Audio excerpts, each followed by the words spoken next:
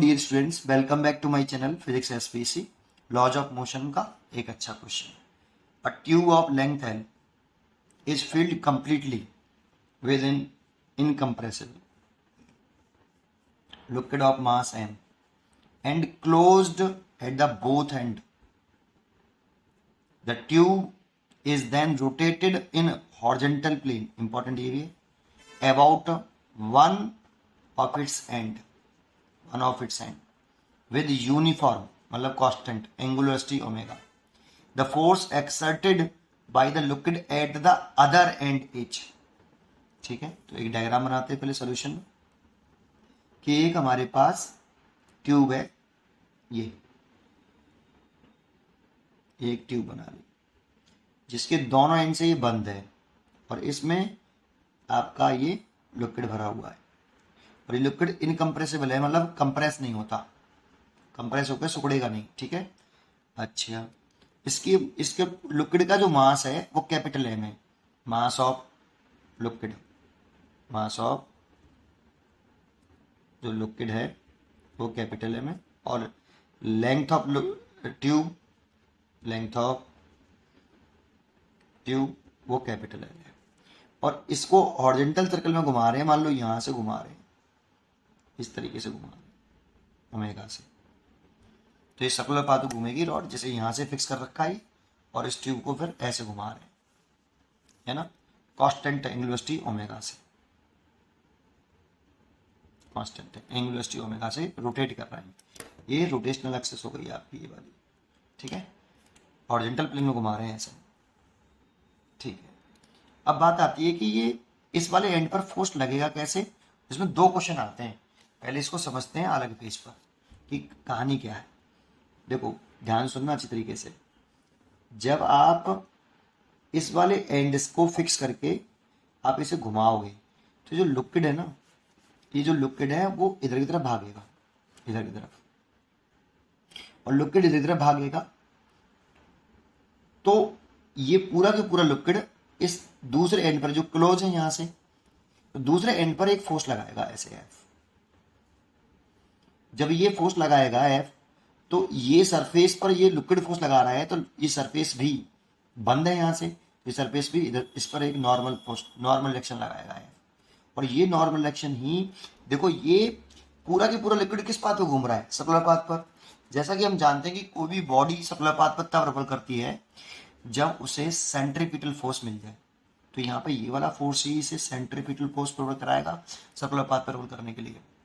जब आप इस रॉड को, एक बताओ, किसी भी बॉडी को अगर सर्कुलर पाथ पर रोल करना है तो उसे क्या चाहिए होता है, सेंट्रीपिटल फोर्स चाहिए। तो यहाँ पे सेंट्रीपिटल फोर्स इस लिक्विड को प्रोवाइड कौन करेगा, सबसे बड़ा सवाल ये है। तो जब इस रॉड को हम इधर की तरफ ऐसे घुमाएंगे तो रॉड इधर की तरफ घुमाने पर, ऐसे घुमाने पर ये लिक्विड जो होगा वो बाहर की तरफ भागने की कोशिश करेगा, और बाहर की तरफ भागने की कोशिश करेगा तो ये लिक्विड, जो लिक्विड है इसकी जो दीवार है, ये वॉल है, इस पर एक फोर्स लगाएगा एफ। और दीवार पे जब ये फोर्स लगाया तो न्यूटन के थर्ड लॉ ऑफ मोशन से ये दीवार भी इस पर एक फोर्स लगाएगी, इक्वल एंड अपोजिट एफ। और इस फोर्स की डायरेक्शन सर्कुलर पाथ के, अगर ये ट्यूब ऐसे घूम रही है तो सर्कुलर पाथ के सेंटर की तरफ होगी। तो ये जो फोर्स है नॉर्मल रिएक्शन इसका, यही इस पार्टिकल को, इस पूरे लिक्विड को सर्कुलर पाथ पर रिवॉल्व करने के लिए सेंट्रीपिटल फोर्स प्रोवाइड कराएगा। अब इस जरा समझिए और बताता हूँ। दूसरा पॉइंट ये है इसमें, अब सवाल इंपॉर्टेंट पॉइंट क्या है, देखो इसमें जो लिक्विड के अगर छोटे छोटे टुकड़े करने, हम क्यों कर रहा हूँ समझाता हूँ अभी। एक छोटा सा वेरी स्मॉल सेगमेंट ले लिया मैंने ऐसे, तो क्या इस सेगमेंट की वेलोसिटी, और यहाँ पे भी एक स्मॉल सेगमेंट ले लूँ, ऐसे बहुत सारे टुकड़े लूंगा मैं, इस सेगमेंट की वेलोसिटी और एक इस जगह पर स्मॉल सेगमेंट, क्या इनकी लीनियर स्पीड सबकी सेम होगी अगर घुमाएंगे तो? सोचो, नहीं होगी। एंगुलर वेलोसिटी जबकि सेम है बट लीनियर स्पीड सेम नहीं है बेटा। क्यों? क्योंकि बेटा यहां पर इसकी स्पीड कम होगी v1, यहाँ पे स्पीड का मैग्नीट्यूड बढ़ जाएगा थोड़ा सा v2, और यहाँ पे सबसे ज्यादा होगा v3। सर इससे स्पीड से क्या करना, सेंट्रीपिटल फोर्स जब लिखते हैं तो F बराबर mv²/r लिखते हैं बेटा। तो v तो वेरिएबल है, कांस्टेंट नहीं है। इस जगह पे तुम स्पीड सोच रहे हो कि इस जगह पे लिख दूं, हर जगह पे स्पीड की वैल्यू अलग अलग है।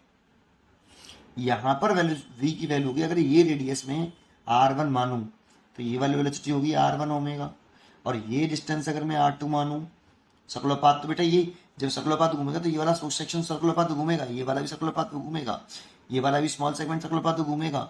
अगर इसकी वैल्यू लिखूं तो r2 ओमेगा, और इसकी लिखूं तो रेडियस r3 इसकी, तो इसकी r3 ओमेगा ऐसे।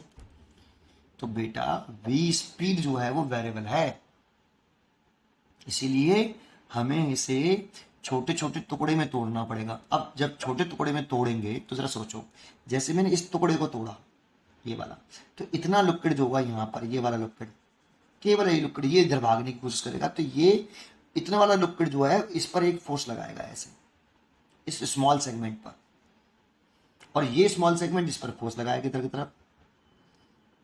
तो इतने वाले लिक्विड का जो फोर्स लगाएगा वो इस पर फोर्स लगाएगा, तो इस वाले सेगमेंट को सर्कुलर पाथ घूमने के लिए ये वाला फोर्स सेंट्रीपिटल फोर्स पर कराएगा। अगर मैं इसकी बात करूं तो इतना पूरा लिक्विड, ये वाला पूरा लिक्विड इस पे इधर की तरफ फोर्स लगाएगा, ये वाला लिक्विड लगाएगा, उधर का नहीं लगाएगा, ये लगाएगा, और ये लगाएगा इस स्मॉल सेगमेंट पर, तो ये स्मॉल सेगमेंट इस पर लगाएगा, तो इस स्मॉल सेगमेंट को, इस वाले स्मॉल सेगमेंट को ये वाला फोर्स सेंट्रीपिटल फोर्स पर कराएगा। आया? ठीक है। अगर ये वाली बात तुम्हें समझ में आई है तो क्वेश्चन सॉल्व करना आसान है। बस सबसे इंपॉर्टेंट वही पॉइंट था।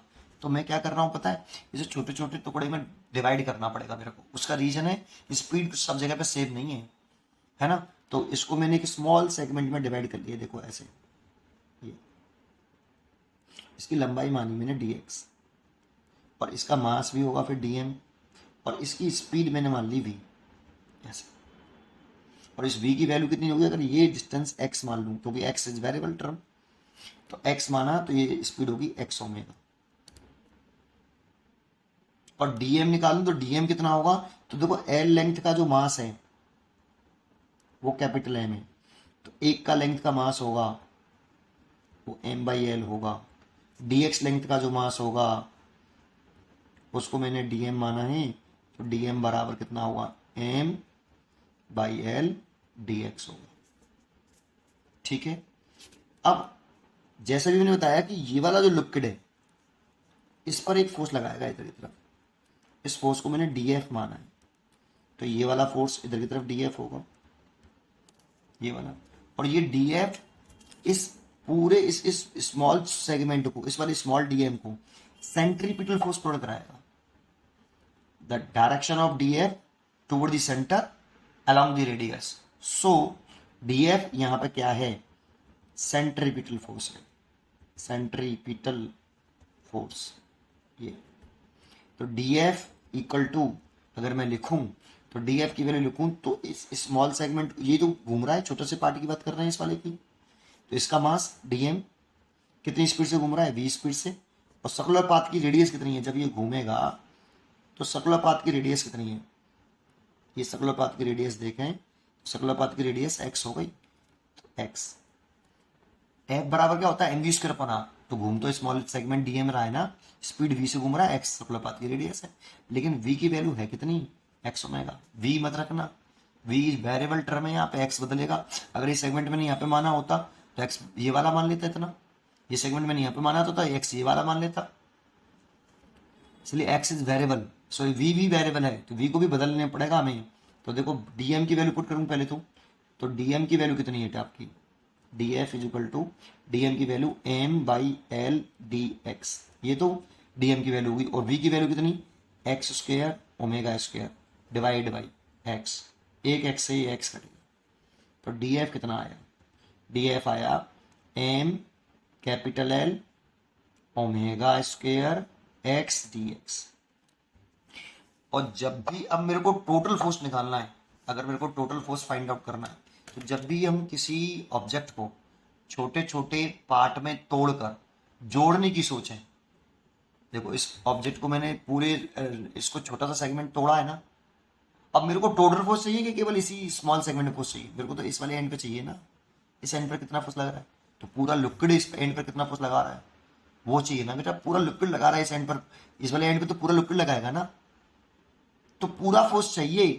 तो जब भी किसी ऑब्जेक्ट को छोटे छोटे पार्ट्स में ब्रेक कर कर जो ऐड करना पड़े तो हमारे मन में इंटीग्रेशन का ख्याल आना चाहिए। इंटीग्रेशन कर दीजिए, टोटल निकल जाता है। ठीक है, तो इंटीग्रेशन अगर इंटीग्रेशन कर दें तो जो एफ आएगा ये क्या होगा, the force exerted by liquid at the other end, ये निकल के आ जाएगा। एफ बराबर इंटीग्रेशन डी एफ और integration m l omega square x d x. अब किसके रेस्पेक्ट में इंटीग्रेशन कर रहे हैं, एक्स के रेस्पेक्ट में, तो एक्स ही वेरिएबल है। अब देखो इस पूरे टर्म में ये m constant, l constant, omega square constant, x variable है। तो देखो इस जगह पे से हमने एक्स मेजर किया है तो इस जगह पे एक्स बराबर 0। इस पूरी रॉड की लंबाई कितनी है, ये वाली एल, तो इस जगह पर एक्स बराबर कितना एल। तो 0 to L की चर्चा कर रहे हैं, 0 to L की चर्चा कर रहे हैं। तो एफ निकाल लें बेटा, खत्म क्वेश्चन।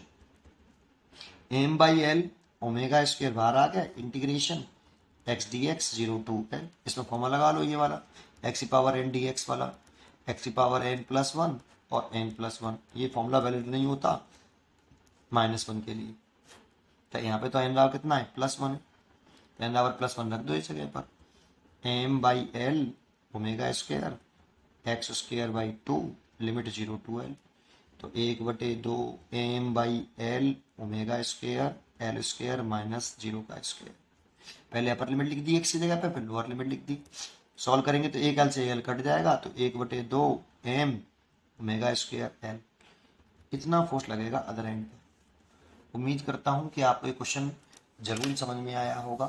पढ़ते रहिए और खुश रहिए। Thank you.